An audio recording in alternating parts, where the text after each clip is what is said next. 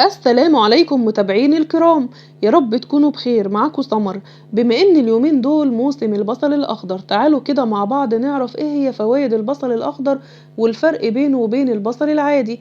طبعا كلنا عارفين البصل الاخضر ومتعودين على شكله في الوطن العربي، لكن في اوروبا وامريكا والدول اللي بره بيقسموا البصل الاخضر الى 3 انواع، او بطريقة اصح الى 3 مقاسات.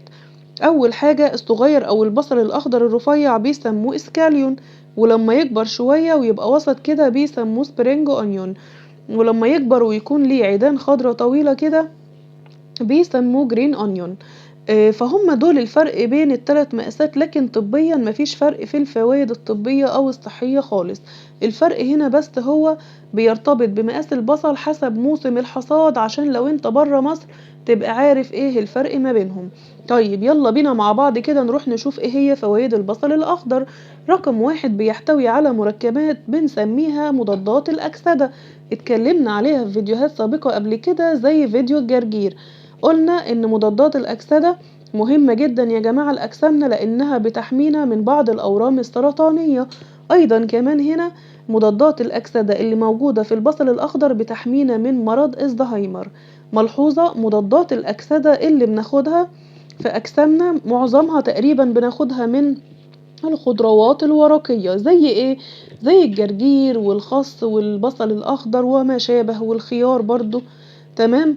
ولازم نعرف إن مضادات الأكسدة الموجودة في البصل الأخضر هايلة جدًا، ومن ضمن كمان مضادات الأكسدة دي فيتامين سي. طبعًا كلنا عارفين فيتامين سي مهم جدًا في تعزيز وتقوية الجهاز المناعي في الجسم. كمان بما إننا داخلين على موسم فصل الشتا، محتاجين إن إحنا نقوي ونعزز الجهاز المناعي في الجسم. بس هنا نخلي بالنا إن كمان البصل العادي مشترك مع البصل الأخضر في نفس النقطة، وهي وجود مركبات بتقلل مستوى السكر في الدم، لأن البصل الأخضر والبصل العادي كمان من الخضروات قليلة السعرات الحرارية. كمان المركبات والألياف الموجودة فيها بتقلل مستوى السكر في الدم، وفي نفس الوقت كمان بتنزل أو بتقلل ضغط الدم. النقطتين دول مهمين جدًا.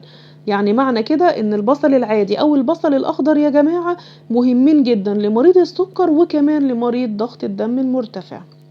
طيب كمان هنا في مواد برضه مهمة جدًا في البصل الأخضر، بتعمل إيه؟ بتعمل سيولة في الدم، ودي مفيدة جدًا علشان صحة القلب والشرايين.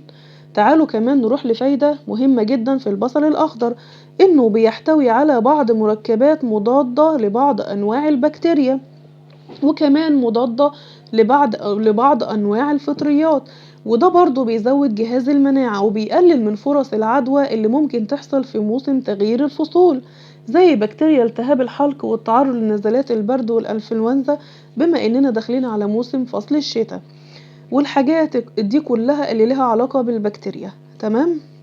الفوايد دي كلها مشتركة بين البصل العادي والأخضر، لكن كمية مضادات الأكسدة أكتر شوية في البصل الأخضر عن البصل العادي. نخلي بالنا من النقطة دي. كمان الطعم الحريف أو الطعم اللي هو خلينا نقول القوي أو الشديد في البصل الأخضر بيكون طبعا أقل بكتير من البصل العادي. فهنا الناس اللي ما بتحبش ريحة البصل هيكون البصل الأخضر بالنسبة ليها ملائم أكثر من الناس اللي بتحب تاكل البصل جنب الأكل مثلًا كمقبلات أو كده. ممكن بعدها إن ناكل مثلًا ورقة نعناع أو ورقة بقدونس، في الحالة دي هتضيّع رائحة البصل اللي إحنا يعني أو الغير مرغوب فيها اللي إحنا مش حابينها. تمام؟ تعالوا برضه نروح لملحوظة مهمة جدًا، إن البصل الأخضر هيكون مُتعب شوية، أو خلّينا بقى نقول إيه، هنتكلم شوية عن أضرار البصل الأخضر. إن هو هيكون مُتعب شوية للناس اللي عندهم قولون عصبي، وده ليه؟ لإن البصل الأخضر بيحتوي على ألياف، فأحيانًا بتتخمر في الجهاز الهضمي بتاخد وقت أو صعوبة في الهضم، من هنا بيحصل تلبك معوي وانتفاخ. فهنا لازم مريض القولون العصبي يتجنب تناول البصل الأخضر. تعالوا كمان نروح لملحوظة برضه مهمة: الناس اللي بتاخد أدوية لسيولة الدم برضه تاخد بالها من تناول الثوم الطازج والبصل الطازج، لأن المركبات دي كلها لها دور مهم جدًا في سيولة الدم، فلازم ناخد بالنا عشان الأغذية اللي بنتناولها دي اللي هي البصل والثوم ما تتعارضش مع الأدوية اللي إحنا بناخدها لسيولة الدم.